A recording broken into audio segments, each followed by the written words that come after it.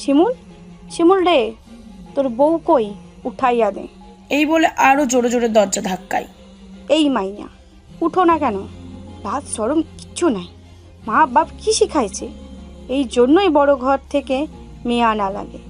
এত বেলা হলো এখনো ঘুমায়, যেন নবাবের মেয়ে ধরে এনেছে। কাঠের দরজায় ধূপধাপ শব্দ আর পেশাকারের জোরে কথা শুনে শিমুল আর পুষ্প দুজনেরই ঘুম ভেঙে যায়। ঘন্টা দুয়েক আগেই দুজনে ঘুমিয়েছে। পুষ্প সারাদিন আতঙ্কে কাটলেও সারা রাত যায় স্বপ্নের মতন। শিমুল তার অদৃশ্য চাঁদিরে নরম পাখিকে আঁকড়ে রাখে। পুষ্প শিমুলের সান্নিধ্যে এসে সব কষ্ট ভুলে যায়। তার মনে হয় এত সুখে না জানি মরণ হয়ে যায়। পেশাকার তখনও বলে, কি গো, কথা কানে যায় না? সারাদিন জামাই বুকে নিয়ে ঘুমাইতে হয়? পুষ্প তড়াক করে উঠে বসে। শিমুল হাত বাড়িয়ে কোমর জড়িয়ে ধরে রাখে। খবরদার উঠবে না, চুপচাপ শুয়ে থাকো, বুড়ি ক্যাটকেটিয়ে চলে যাবে। পুষ্প শিমুলের চুলে হাত রাখে। এখন দরজা না খুললে সারাদিন অশান্তি করবে। পুষ্প চায় না ঘরে কোনো অশান্তি হোক। মাথা নেড়ে বলল, শুনে আসি কি বলে। আমি জানি গেলে আর আসবে না। পুষ্প হাত দিয়ে শিমুলের কপাল এলোমেলো চুল সরিয়ে মাথা ঝুঁকিয়ে তার কপালে গভীর চুমু এঁকে বলে, আসবো? পেশাকের ডাক তখন লাগাম ছাড়া। অগত্যা শিমুল পুষ্পকে ছেড়ে বালিশে মাথা রাখে। পুষ্প বিছানা থেকে নেমে গায়ের কাপড় টেনে টুনে ঠিক করে দরজার দিকে এগিয়ে যায়। দরজা খোলার সাথে সাথে পেশাকার চোখ পাকিয়ে তাকায়। পুষ্প পাশে দাঁড়ানো সুইটির দিকে তাকায়। সুইটি মুখ বাঁকিয়ে দাঁড়িয়ে আছে। বুবু, ঘুমিয়েছিলাম। শিমুল যেন না শুনে এমন করে পেশাকার বলল, সারা রাত জামাইয়ের কাছে থাইকা মন ভরে না? সকালেও থাকা লাগে? পুষ্প লজ্জায় মাথা নিচু করে ফেলে। পেশাকার পুষ্পর মাথা ধাক্কা দিয়ে বলে, খেয়া জাল থেকে 1 কেজি ছোট মাছ এনেছে, কেটে কুটে রাখবা, জলদি চলো। পুষ্প আমতা আমতা করে বলল, আচ্ছা, আসছি। আসছি? আসছি কি? হ্যাঁ, মাছ তো নরম হয়ে যাবে, তাড়াতাড়ি আসো। পুষ্প পিছন ফিরে শিমুলের দিকে তাকায়। আপনি যান, আমি আসছি। পেশাকার পুষ্পর হাত খাবলে ধরে। এক্ষুনি আসো। পুষ্প মুখ কাচুমুচু করে বলে, বুবু, আমার গোসল বাকি। পেশাকার ঝটকা মেরে পুষ্পর হাত ছুঁড়ে ফেলে। ছি ছি, তুমি অপবিত্র অবস্থায় আমার সামনে এসেছো কেন? পুষ্প মাথা নিচু করে দাঁড়িয়ে থাকে। অসভ্য মাইয়া কোথাকার! এই অবস্থায় ঘরে যা ধরবা তাই অপবিত্র হয়ে যায়, আর তুমি আমারেও ধরে ফেলেছো। বেলাজ মাইয়া, মানুষকে দেখাও যে তোমার জামাই আছে। তাড়াতাড়ি বেরিয়ে আসবা। তারপর চলে যেতে নিয়ে আবারও ঘুরে পুষ্পর আপাদ মস্তক দেখে বলে, ছি ছি, এমন বউ ঘরে থাকলে ঘরের উন্নতি হয় না, অলক্ষী। পেশাকার চলে গেলে পুষ্প দরজা বন্ধ করে। শিমুল হাতের উপর মাথা রেখে তাকেই দেখছে। পুষ্প তাকিয়ে মলিন হাসে। তারপর দ্রুত পায়ে বাথরুমে ঢুকে যায়। বাথরুমে গিয়ে আয়নার দিকে তাকিয়ে মুখে হাত চেপে ফুপিয়ে কেঁদে ওঠে। পেশাকারের সব কথা রাবিয়ার কর্ণগোচর হয়। বসার ঘরে তার শ্বশুর আয়েশ করে বসে রাবিয়ার কথা শুনছে। উনিও বউয়ের কথায় পুষ্পকে জব্দ করার জন্য ভোর সকালে তিতাস মাছের আড়ত থেকে ছোট মাছ কিনে এনেছে। রাবিয়া হাতের কাজ ফুলির কাছে দিয়ে পেশাকারের কাছে যায়। পেশাকার ততক্ষণে স্বামীর সাথে বসে হাসাহাসি শুরু করেছে। ওনাদের সাথে তার ননদ আসমা আর ভাগ্নি সুইটিকে দেখে রাবিয়ার মনটা বিষিয়ে যায়। সুইটির নির্লজ্জতায় তিনি যার পরনায় হতাশ। মেয়ে মানুষ সাথে নির্লজ্জ হলে কি তাকে আর মেয়ে বলে? শিমুলের পিছনে যেন আঠার মতন লেগে আছে। যে বোঝা কাঁধে নিতে চায় না তাকে কি জোর করে কাঁধে তুলে দেওয়া যায়? রাবিয়া মাথা ঘুরিয়ে একবার শিমুলের ঘরের দিকে তাকায়। শিমুল আর পুষ্পর্যের সামনে বিপদ আছে এটা বেশ আঁচ করা যাচ্ছে। উনি আবার রান্নাঘরে ফিরে যান। রাবিয়ার মনটা যন্ত্রণার কাতর। কাল রাত থেকে পলাশ বাড়ি নেই। সেই যে রাগ করে গেল আর ফেরেনি। তিনি রাত 3টে পর্যন্ত অপেক্ষা করে বসেছিলেন। মোবাইল ফোন দিয়ে মোবাইল বন্ধ পায়। এত রাত ছিল বিধায় শিমুলকে ডাকেনি। সিদ্ধান্ত নেয় শিমুল ঘুম থেকে উঠলেই পলাশকে খুঁজতে পাঠাবে। পলাশ হসপিটালের বেডে চুপচাপ বসে আছে। তার চোখ নিধির মুখে স্থির। এমন মিষ্টি একটা মেয়ের সাথে এমন কাজ করতে তার আব্বার বুকটা কাঁপলো না? শত্রু তো শত্রুর এমন ক্ষতি করতে চায় না। শকত হাওলাদার জানে নিধিকে পলাশ পাগলের মতন ভালোবাসে, তারপরেও নিধিকে আঘাত করতে ভাবলো না। এ কেমন বাবা? মানুষ নাকি ছেলে মেয়ের সুখের জন্য দুনিয়ায় বাজি ধরতে পারে, আর উনি কিনা নিজের বড়ায় অহংকার বজায় রাখতে পশুর মতন আচরণ করলো। নিধি নড়ে চড়ে ওঠে, আস্তে ধীরে চোখ খুলে। পলাশকে দেখে ঠোঁট ফুলিয়ে ফুপিয়ে ওঠে। ডাগর ডাগর চোখের কার্নিশ পেয়ে পানি গড়িয়ে কানের লতি ছুঁয়ে যায়। ফিসফিস করে বলে, পলাশ। পলাশের দু চোখ ঝাপসা হয়ে আসে। ঝাপসা চোখে নিধির বাম হাতটা শক্ত করে নিজের হাতে পুড়ে নেয়, যেন আশ্বাস দিচ্ছে, ভয় পেও না, আমি আছি। নিধি আর কিছু বলে না। ঘুমের ওষুধের প্রভাব আবারে চোখ বন্ধ করে ফেলে। পলাশ নিধির হাত তার ঠোঁট ছুঁয়ে দেয়। হাতটা গালের সাথে মিশিয়ে ভাবে, কালকে যদি আরেকটু দেরি হতো তাহলে কি হতো। পলাশের চোখের পর্দায় কালকের ভয়ঙ্কর চিত্রটা ভেসে ওঠে। নিধির উপরে পড়ে থাকা বলিষ্ঠ দেহের পুরুষটা নিজের পুরুষত্বের তেজ দেখাতে মরিয়া তখন পলাশ পিছন থেকে জাপটে ধরে। হঠাৎ করে কাজে বিঘ্ন ঘটাতে লোকটা পাল্টা আক্রমণ করতে পারে না, কিন্তু পর মুহূর্তেই পলাশের দিকে আক্রমণ করে। পলাশ খেয়াল করে দেখে এটা তার আব্বার চেলাপেলার একজন, নাম রাকিব। এই ছেলেটা নেশা করার জন্য কয়েকবার পুলিশের দৌড়ানি খেয়েছে। পলাশ কিছু বুঝে ওঠার আগে রাকিব ঘুষি দিয়ে পলাশের নাক রক্তাক্ত করে ফেলে। পলাশ নাকে হাত দিয়ে রক্ত দেখে রাকিবের দিকে তাকায়। রাকিব তার লাল দাঁতগুলো বের করে হাসে। ভাইজান, চাচার আদেশ আমি পালন করতে আসছি, আপনি চইলা যান। পলাশের শরীরেও শক্তি কম নেই, কিন্তু কখনো মারামারি করে অভ্যস্ত না, বিধায় হঠাৎই আক্রমণ করতে পারল না। রাকিবের মুখের কথা শুনে তার রক্ত টক বকিয়ে ফুটে ওঠে। গায়ের সর্বশক্তি দিয়ে রাকিবের উদান পেটে লাথি দেয়। রকিব ছিটকে গিয়ে ড্রেসিং টেবিলের উপর পড়ে। নিধি হাত দিয়ে মুখের বাঁধন খুলে নিজের অবস্থা দেখে ভয়ে ডুকরে কেঁদে ওঠে। রকিবের আনা ছুরিটা ড্রেসিং টেবিলের কোনায় অবহেলায় পড়ে আছে। রকিব মাথা তুলে ছুরিটা হাতে নেয়। হাতে নিয়ে পলাশের বুকের দিকে সোজা টেনে দেয়। রকিবকে আক্রমণ করতে দেখে পলাশ সরে যায়, কিন্তু হঠাৎ ধারালো কিছুর আঘাতে পলাশের ডান হাতের বাহু ব্যথায় নীল হয়ে জানান দেয় রক্তের স্রোত। পলাশ তার হাতের ক্ষতর দিকে যখন তাকিয়ে আছে, তখন রাকিব রক্তাক্ত ছুরি হাতে নিধির বিছানার দিকে এগিয়ে যায়। তোরে না খাইতে পারলে নাই মরতে তো পারমু। প্রিয় পুরুষের এমন অবস্থার সাথে এই ভয়ঙ্কর লোকের বিশ্রী কথায় নিধি কুকড়িয়ে যায়। পলাশ বলে আর্তনাদ করে ওঠে। পলাশ ততক্ষণে রকিবের কোমর পিছন থেকে টেনে ধরেছে। রকিব সোজা হলে পলাশ ধস্তাধস্তি করে ছুরিটা রকিবের হাত থেকে তার হাতে নিয়ে নেয়। একটু দেরি না করে রকিবের পেটে আঘাত করে। রকিব আর্তনাদ করে ওঠে। পলাশের দিকে তাকিয়ে এক ছুটে বেরিয়ে যায়। পলাশ তাড়া করে নাগাল পায় না। সে নিধির কাছে ফিরে এসে দেখে নিধি অজ্ঞান হয়ে গেছে, গায়ের জামা ছিঁড়ে ছিন্ন ভিন্ন করা। পলাশ পানি এনে নিধির চোখে মুখে পানি দেয়। নিধি জ্ঞান ফেরে না। রাত 3টে পর্যন্ত অপেক্ষা করে হাসপাতালে নিয়ে যায়। আল্লাহর কাছে হাজারো শুকরিয়া জানায় যে নিধির কোনো ক্ষতি হয়নি, আর একটু দেরি হলেই সর্বনাশ হতো। অতিরিক্ত ভয়ের কারণে অজ্ঞান হয়ে গেছে, আর ভয়টা মনে আঘাত করে রোগীকে, স্মরণ করিয়ে দিচ্ছে যে এখনও বিপদ আছে, তাই তো জ্ঞান ফিরতে দেরি হয়েছে। ডাক্তার পলাশের পরিচিত, উনি একটা ঘুমের ইঞ্জেকশন দিয়েছেন, কিছু ওষুধ হাতের শিরায় স্যালাইনের মাধ্যমে দিচ্ছে। পলাশ শওকত হাওলাদারকে ছাড়বে না। এবার বোঝাপড়া হবে কিভাবে এমন নিকৃষ্ট কাজ করলো। পুষ্প বাইরের টিউবওয়েলের পাড়ে মাছ কাটতে বসে। রাবিয়া আর একটা বটি এনে নিজেও বসে। এতগুলো মাছ একা কাটা সম্ভব না। পুষ্প শাশুড়িকে দেখে মিষ্টি করে হাসে। রাবিয়া মাছ কাটতে কাটতে বলল, পুষ্প, তোমাকে একটা কথা বলি। পুষ্প রাবিয়ার দিকে তাকিয়ে বলল, জি আম্মা, বলেন। রাবিয়া পুষ্পর দিকে এক পলক তাকায়। সুইটি যে শিমুলকে পছন্দ করে, সবাই সুইটিকে বিয়ে করাতে চেয়েছিল, সে কথা জানো? শাশুড়ির মুখে এমন কথা শুনে পুষ্প বলল, জি, উনি বলেছে। সবাই পরিকল্পনা করছে তোমাকে এই বাড়ি থেকে তাড়িয়ে সুইটি নিজে শিমুলের বউ হবে। পুষ্প চোখ বড় বড় করে তার শাশুড়িকে দেখে। রাবিয়া মাছ কাটতে কাটতেই বলে, তাই ওনারা তোমার সাথে এমন জঘন্য ব্যবহার করছে। পুষ্প বুঝতে পারে না তার কি করা উচিত। কি করবো আম্মা?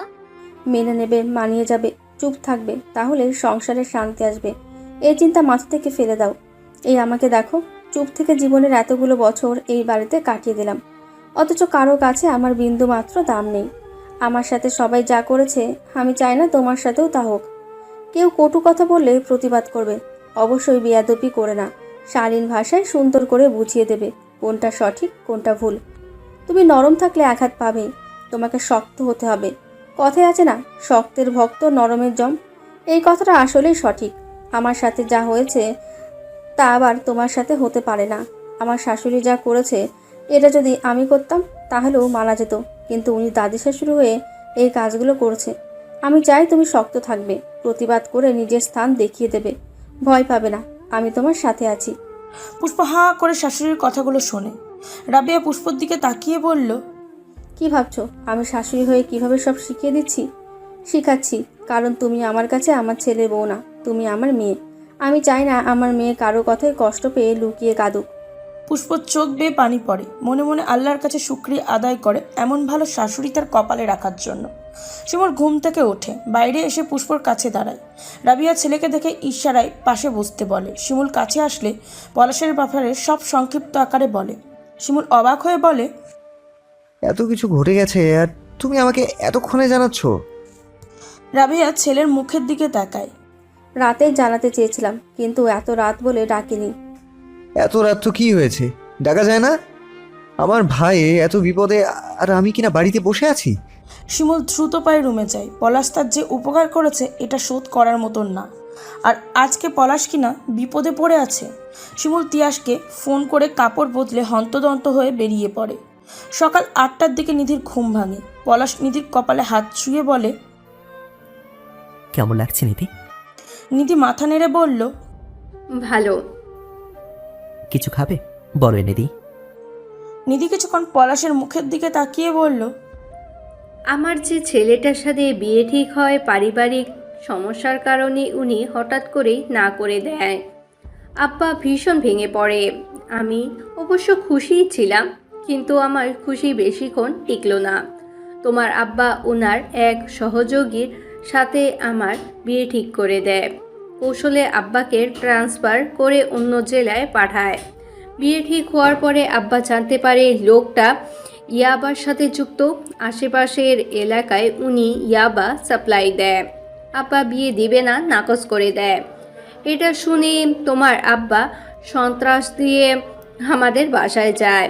আমার আব্বা আম্মা তো ভয়ে শেষ।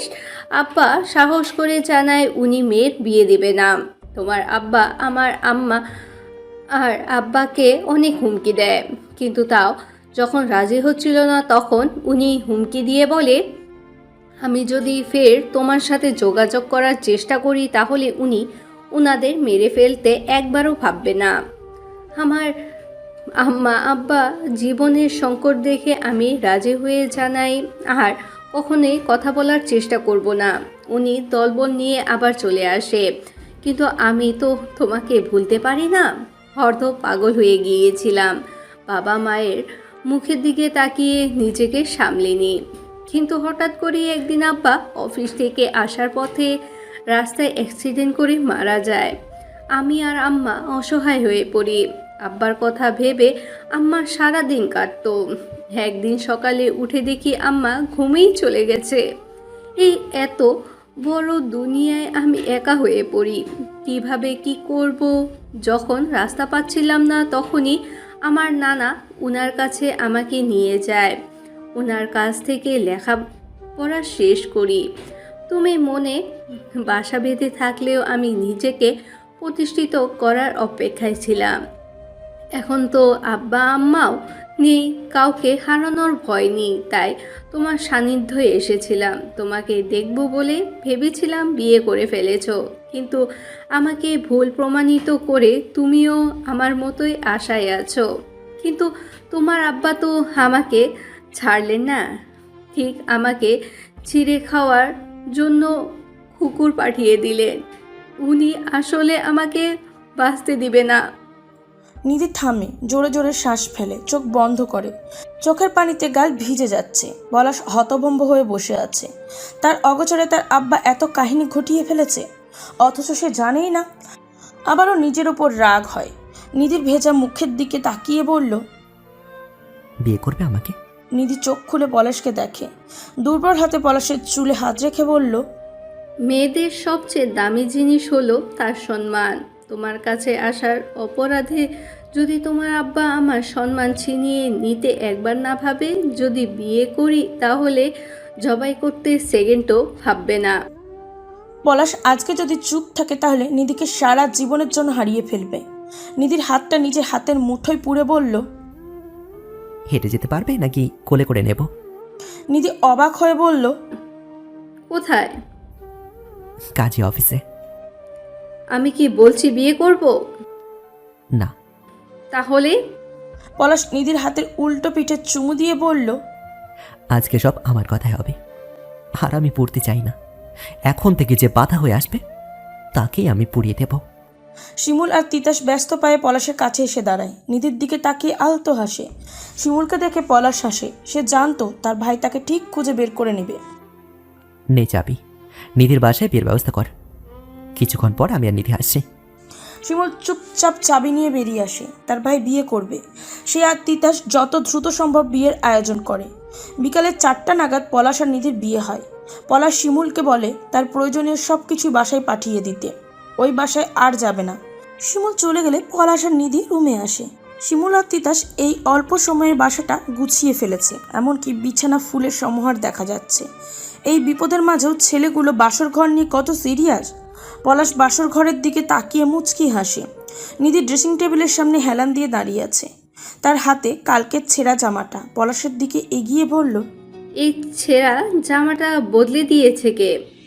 পলাশ হাত দিয়ে মাথা চুলকে বলল। কে আবার? আমি। নিধি বুকে হাত দিয়ে বলল, তুমি? হ্যাঁ। নিধি আস্তে করে বলল। সব দেখে নিয়েছো? পলাশ এগিয়ে আসে। নিধির দিকে তাকিয়ে বলে, তখন তো হারিয়ে ফেলার ভয় কান্না করছিলাম। এইসব খেয়াল করার সময় ছিল নাকি? তবে আজকে ভালো করে দেখে নেব। পলাশের কথায় নিধি আটকে ওঠে। মানে? পলাশ নিধির কোমরের নিচে দুহাত দিয়ে আঁকড়ে কাছে টেনে বলল। বিছানার দিকে তাকাও। নিধি বিছানার দিকে তাকায় না। সে তো দেখছে শিমুল ভাই তাদের বাসর সাজিয়েছে। নিধি তার দুহাত দিয়ে পলাশের গলা আঁকড়ে ধরে। বিছানা দেখেছি। আমার ভাই এত কষ্ট করে বাসর ঘরটা সাজিয়েছে। আমি বড় ভাই হয়ে কি করে তার অবমূল্যায়ন করি বলো? ভাবছি কাজে লাগাবো। লজ্জায় নিধির নাকটা কেঁপে ওঠে। আস্তে করে বলল, তুমি না শিক্ষক মানুষ? শিক্ষকদের ভদ্র হতে হয়। আজকে অভদ্র হই না ক্লাস নেব? কি তুমি ক্লাস করবে তো? নিধি পলাশের চোখের দিকে তাকায়। লজ্জামাখা হাসি দিয়ে পলাশকে শক্ত করে জড়িয়ে ধরে। পলাশ নিধির কানে ফিসফিস করে বলল, আজকে যদি একটু অভদ্র না হই তাহলে এই জীবনটাই বৃথা। পলাশ মাথা নিচু করে নিধির কানের লতিতে ভেজা স্পর্শ দিয়ে ফিসফিস করে বলল। নিধি। নিধি মাথা তুলে পলাশের দিকে তাকায়। পলাশ নিধির কানে ফিসফিস করে বলল, আজকে আমি মাতাল হয়ে গেলে তুমি কি মাইন্ড করবে? শওকত হাওলাদার হনহনিয়ে বাড়ির ভিতরে আসে। শিমুল তখন তার আম্মার কাছে বিস্তারিত বলছে। রাবেয়া পলাশের এমন সিদ্ধান্তে ভীষণ খুশি হয়েছেন। পলাশ তার আব্বাকে সম্মান দিয়েছে। তার আব্বার মনের দিকে তাকিয়ে নিজের ইচ্ছাকে ত্যাগ করেছে। কিন্তু শওকত হাওলাদার সেই সম্মান পাবার মানুষ না। নিধির সাথে হওয়ার ঘটনা শোনার পর থেকে রাবিয়ার মনে ঘৃণার পরিমাণ বাড়ছে। লোকটা কতটা নিকৃষ্ট একটা মেয়ের ইজ্জত হরণ করতে লোক পাঠালো। পলাশ ঠিক কাজ করেছে। বিয়ে করে ওনাকে উচিত শিক্ষা দিয়েছে। আবেগে চোখে পানি চিকচিক করে ওঠে। শিমুলকে বলে, আব্বা, কালকে আমাকে পলাশের বাসায় নিয়ে যাবি? বৌমাকে আমি মন ভরে দেখব। শওকত হাওলাদার পিছনে দাঁড়িয়ে কর কর করে বলল, হ্যাঁ, খুব রঙে আছিস তো। তুই যেমন, তোর পেটে থেকে আসছেও তেমন। হঠাৎ স্বামীর কণ্ঠ শুনে রাবিয়া ভয়ে কেঁপে ওঠে। শিমুল, পুষ্প, রাবিয়া চুপ হয়ে বসে থাকে। চেঁচামেচি শুনে পেশাকার আর আসমা বেরিয়ে আসে। পলাশ বিয়ে করেছে এটা শোনার পর থেকেই তারা অবাক। শান্ত ছেলে নিচে যে এত গুণ কে জানতো। শওকত হাওলাদার রাবিয়ার কাছে এসে দাঁড়ায়। শুনেছিস তোর ছেলে কি করেছে? ওনাকে দেখে রাবিয়ার মনটা ঘৃণায় রিড়ি করে ওঠে। হঠাৎ করেই মন থেকে স্বামী নামের ভয় দূর হয়ে যায়। বুকে সাহস নিয়ে দাঁড়িয়ে শান্ত গলায় বলে, কি হয়েছে? বিয়েই তো করেছে। পলাশের বিয়ের বয়স পেরিয়ে গেছে সেই কবেই। কোনো ঝামেলা ছাড়াই বিয়ে করে ফেলেছে। ভালোই তো হলো। রাবিয়ার তেজি গলার উত্তর শুনে সবাই অবাক। চিরকাল স্বামী ভক্তি করা রাবিয়া কখনো উচ্চস্বরে কথা বলেনি। সেই রাবিয়াই কিনা এইভাবে কথা বলছে। শওকত হাওলাদার চোয়াল শক্ত করে চোখ পাকিয়ে রাবিয়ার দিকে তাকায়। ভালো করেছে? হ্যাঁ। আসলে দোষ তোর পেটের। একটা ছেলেও ভালো হলো না। রাবিয়া কথা বলে না। শিমুল বলে, আব্বা, বিয়ে তো হয়ে গেছে, এখন আর রাগারাগি করে লাভ কি? মাথা ঠান্ডা করেন, সবাই মিলে ভাইয়া ভাবিকে বাড়িতে নিয়ে আসি। শওকত হাওলাদার কিছু বলার আগে মজিব হাওলাদার খ্যাক খ্যাক করে বলল, কিসের বাড়িতে আনাআনি? বিয়ে করে সংসার করতে গেছে যাক, ওর মতো পোলা বাড়িতে না আসলে ছিঁড়া যাবে। পেশাকার সাথে সুর মেলায়। ঠিকই বলেছেন, কয়েকদিন মজা খেয়ে আসুক। রাবিয়া তাচ্ছিল্য সুরে হাসে। পলাশ আর নিধি দুজনেই সরকারি কলেজে চাকরি করে, যা বেতন পায় এতে দুজনের খুব ভালো চলবে। এটা শুধু রাবিয়া না, উপস্থিত সবাই জানে। আপনাদের বাড়িতে না আসলেও পলাশের বউ পালাতে পারবে। শওকত হাওলাদার হাত মুঠায় পাঞ্জাবি খামচে ধরে। স্ত্রীর মুখে চটাং চটাং কথা সহ্য হয় না। এত হেডাম তোর পোলার? আপনি কি মানুষ? একটা মেয়ের সম্মান লুট করার জন্য কিভাবে আদেশ দিতে পারেন? লজ্জা করলো না? রাবিয়ার কথা শুনে শওকত হাওলাদার কিছুটা নিভে যায়। সে রকিবকে বলেছিল নিধি একা বাসায় থাকে, চুরি দেখিয়ে হুমকি ধমকি দিয়ে আসতে, আর একটু গায়ে হাত দিয়ে সম্মানের ভয় দেখাতে যেন এই এলাকা ছেড়ে চলে যায়। কিন্তু কে জানতো এই নেশাখোর যে নিধির উপর ঝাঁপিয়ে পড়ে এমন কাজ করতে চাইবে। সবার সামনে কি বলবে ভেবে পেল না। চুপ করো, সব ব্যাপারে নাক গলাও কেন? রাবিয়া শান্তে চোখে তাকিয়ে থাকে। পেশাকার আগুনে ঘি ঢালে শওকত হাওলাদারকে শুনিয়ে বলে, এই মহিলাটার জন্যই আজকে সংসারের এই অবস্থা। ছেলেদের লাই দিয়েই এমন বদমাইশ বানিয়েছে, আর বানাবে না কেন? নিজেই তো একটা আস্ত বদমাইশ। শিমুল তেড়ে পেশাকারের কাছে চাই। কি বলছো মাথা ঠিক আছে? আমার চোখে পড়ে না? জিব্বাটা টান দিয়ে হাতে ধরাই দিব। সারা জীবন আমার মাকে জ্বালিয়েছো, কুটনি বুড়ি। এত চুলকানি কেন তোমার গলায়? পেশাকার হাই হাই করে ওঠে। শওকতের দিকে তাকিয়ে বলল, আব্বা দেখলি কি বলে আমাকে? এই দিন দেখার জন্যই তোরে পেটে নিয়েছিলাম। শওকত হাওলাদার ধমকে বলে, বুবুর সাথে এভাবে কথা বলিস কেন? বিয়ে করে বেশি আদব কায়দা শিখে গেছিস নাকি? শিমুল শওকত হাওলাদারের কথা পাত্তা দেয় না। পেশাকারের দিকে আগুন চোখে তাকিয়ে বলল, আমার মাকে কথা বলার আগে ভেবে বলবে, ঠিক আছে? পলাশের এমন কাণ্ডে এমনিতেই মাথা গরম ছিল। এখন শিমুলের কথা শুনে শওকত হাওলাদার নিজেকে আর সামলাতে পারে না। সব রাগ রাবিয়ার উপর ঢালে। রাবিয়ার দুই গালে দুই থাপ্পড় দিয়ে বলে, হঠাৎ করে আঘাত করায় রাবিয়া নিজেকে সামলাতে পারে না, দুপা পিছিয়ে গিয়ে সোফায় পড়ে যায়। শিমুল ডাগি চোখে তার আব্বাকে দেখে বলে, আপনি তো একটা কাপুরুষ, যে প্রতিপক্ষের সাথে না পেরে মহিলাদের ওপর অত্যাচার করে। মুখ সামলিয়ে কথা বলবে আদব। কথায় কথায় মাকে মারেন কেন? মানুষ বলে মনে হয় না? শওকত হাওলাদার তেড়ে শিমুলের কাছে আসতে চাইলে মজিব হাওলাদার আটকায়, ঠেলে বাইরে নিতে চায়। শিমুল পুষ্পকে বলে রাবিয়াকে রুমে নিয়ে যেতে। তারপর লম্বা পা ফেলে ছাদে চলে যায়। এমন নিকৃষ্ট একটা মানুষ তার আব্বা, এটা ভাবতেই খারাপ লাগে। হাওলাদার বাড়ির রাতের পরিবেশ হলো থমথমে। রাবিয়ার মাথা ব্যথা শুরু হয়েছে বিধায় সে রুম থেকে বেরোয়নি। পুষ্প ভাত খাওয়ার জন্য ডেকে এসেছে। উনি বলছে ব্যথা কমলে পরে খাবে। পুষ্প দুরু দুরু বুকে রান্নাঘরে আসে। রাবিয়া বেগম আশেপাশে থাকলে মনে আলাদা জোর পান।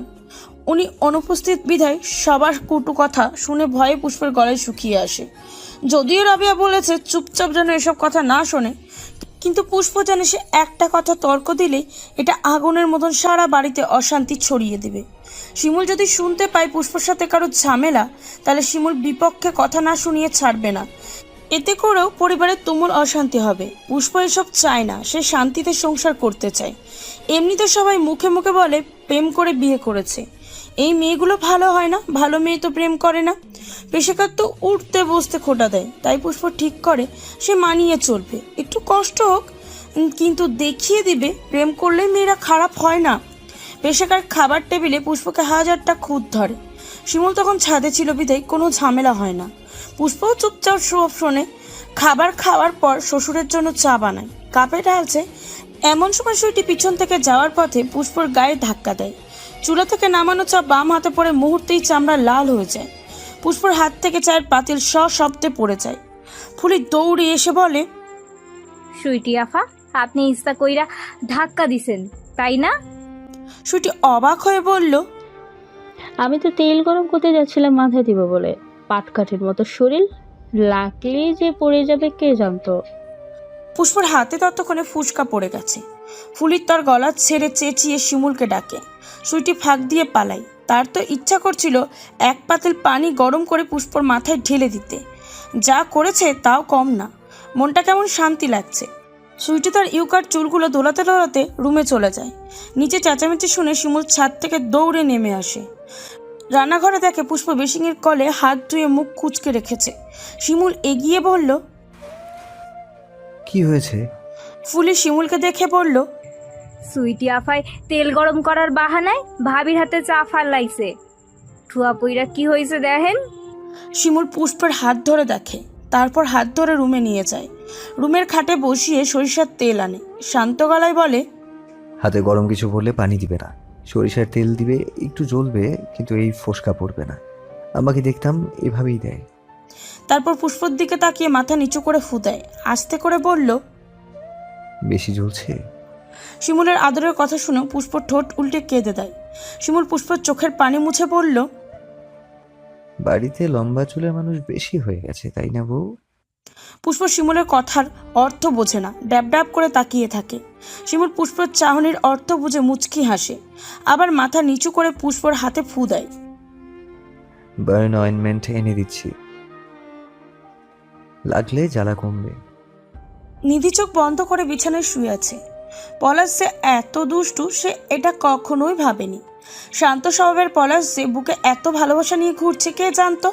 পলাশকে দেখলে কেউ কল্পনাও করতে পারবে না কিছুক্ষণ আগে এই পলাশই কালবৈশাখী তাণ্ডব বয়ে দিয়েছে। আদরে আদরে নিধিকে পাগল করে তবেই ক্ষান্ত দিয়েছে। প্রত্যেক মানুষই বোধহয় নিজের প্রকাশ করার জন্য একজন ব্যক্তিগত মানুষ খোঁজে, যার কাছে নিজেকে যে কোনোভাবেই উপস্থাপন করা যায়, কোনো দ্বিধা কাজ করে না। মনের ভিতরে লুকায়িত রূপে প্রিয় মানুষের সামনে আসতেই স্বাচ্ছন্দ্য বোধ করে নিধি। পলাশের দিকে তাকিয়ে ভাবে, যদি এই পাগলটাকে জীবনে না পেত সারা জীবন হাহাকার নিয়েই কাটাতে হতো। পলাশের এমন উজ্জ্বলতা দেখতে পেত না। পলাশ যে এমন উজ্জ্বল এটা কখনো কেউ জানবে না, জানবে শুধু নিধি। কিছু কিছু ব্যাপার আছে শুধু প্রিয় মানুষদের জানার অধিকার থাকে। নিধি পলাশের দিকে তাকাই, পলাশ তাকেই দেখছে। নিধি তাকানোতেই মিষ্টি করে হাসে, নিধিও হাসে। পলাশ নিধির নরম শরীর আবার নিজের দিকে টেনে নেয়। নিধির গায়ের সাথে নাক ছুঁয়ে নিধির গায়ের ঘ্রাণ নেয়। নিধির নিজস্ব ঘ্রাণটা পলাশকে নড়বড়ে করে দেয়। বুকের ধুকপুকানি মুহূর্তেই বেড়ে যায়। নিধিকে বুকে নিয়ে মনে হলো আজকে নিজেকে খুব হালকা লাগছে। মুক্ত পাখির মতন উড়ে বেড়াতে ইচ্ছা করছে। জন্ম উপোস দেহ আকাশ ছোঁয়া স্বর্গীয় সুখের দেখা পেয়ে পলাশ নিজেই পাগল হয়ে গেছে, সাথে সমান তালে নিধিকে পাগল করতে কোনো কার্পণ্য করেনি। নিধির কপালে ঠোঁট ছুঁয়ে দেয়, আলতো গলায় বলে, ধন্যবাদ সোনা। পলাশের ধন্যবাদের কারণ খুঁজতে বুদ্ধিমান নিধির বেশিক্ষণ লাগলো না, প্রতি উত্তরে মুচকি হাসি উপহার দিল। দুজনেই কিছুক্ষণ চুপচাপ। হঠাৎ পলাশ দুষ্টু হেসে বলল, নিধি। নিধি পলাশের বুকে নাক ঘষে। পলাশ মুখের নাম শুনে তার দিকে তাকায়। বাসর ঘর তো যেমন ছিল তেমনই আছে। কি বাসর হলো যে তুই একটা ফুলও ছিল না? Not good. নিধি ফিক করে হেসে বলল, ফুল ছিঁড়তে হয় নাকি? হ্যাঁ, না ছিলে তো বাসর ঘরে সব স্টেপই পূরণ হয় না। আচ্ছা, এমন কথা কই লেখা আছে? বাংলা সিনেমায় দেখেছিলাম, বাসর হলে ফুল টুল ছিঁড়ে একাকার অবস্থা হয়ে যায়। নিধি পলাশের কথা শুনে আবারও হাসে। পলাশ নিধির হাসি দেখে বলল, হাসো কেন? আমার ভাইয়ের টাকায় ফুল কিনে ভাইটা এত কষ্ট করে সাজিয়ে দিয়েছে। ফুল ছিঁড়ে টিড়ে বাসরাত পার না করলে তো টাকা উসুল হবে না। তাই নাকি? পলাশ একগাল হেসে বলল, এক কাজ করি চলো, কি? এবার সব ফুল ছিঁড়ে বাসর করে টাকাটা গোসল করি। নিধি পলাশকে ঠেলে উঠে পড়ে। শিক্ষকের হাব ভাব মোটেও সুবিধা না। আবারও ক্লাস নিতে চলে আসবে। বাথরুমে যেতে যেতে বলল, রাতে কি খাবো? অনেক ক্ষুধা পেয়েছে। পলাশ পাশ ফিরে নিধিকে দেখে, অবাক হওয়ার ভান করে বলল, খাবারও খেতে হবে, চুমো খেলে চলবে না? কিছু বলে না, হাসতে হাসতে দরজা বন্ধ করে। পলাশ চোখ বন্ধ করে বাড়ির অবস্থা ভাবে। বাড়িতে যে আজকে সুনামি হবে এটা জানা কথা। একবার ভাবে শিমুলকে ফোন দিবে, আবার ভাবে না, আজকে নিধি মনে থাকুক, বাড়িতে যা হয় শিমুল সামলাবে।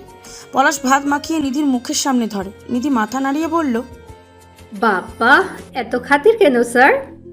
পলাশ মুচকি হাসে। যে আমার সুখের পাখি তার যত্ন নিতে দোষ কিন? নিধি উত্তর দেয় না, চুপচাপ ভাত খায়। সুখে চোখে পানি আসে। মনে মনে ভাবে, কোনো দোষ নেই স্যার, এভাবেই যত্ন নিন। আমি যে আপনার ভালোবাসায় কাতর পাখি, প্লিজ বেশি বেশি ভালোবাসুন। পলাশ নিধির চোখে চিকচিক পানি দেখে কি বুঝলো কে জানে। নিধির চোখে তাকিয়ে বলল,